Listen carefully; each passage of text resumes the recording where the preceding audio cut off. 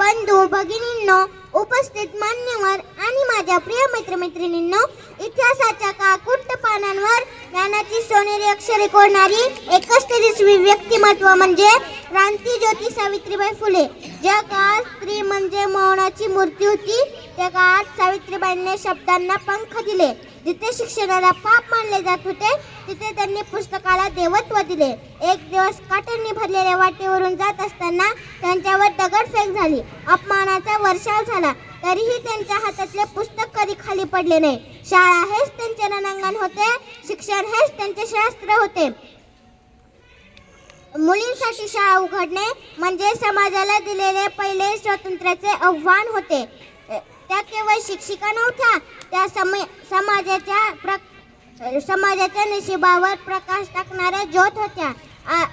शिका, संघटित व्हा आणि संघर्ष करा, हा मंत्र म्हणजे त्यांच्या जीवनाचा गाभा होता. आज प्रत्येक शिकलेली स्त्री हा मंत्र प्रत्यक्षात उतरवत आहे. आज आपण त्यांच्या जयंती दिनी इतकेच म्हणूया, सावित्रीबाईंचा ज्योत कधीच विझणार नाही. क्रांती ज्योती सावित्रीबाई फुले अमर रहे. धन्यवाद.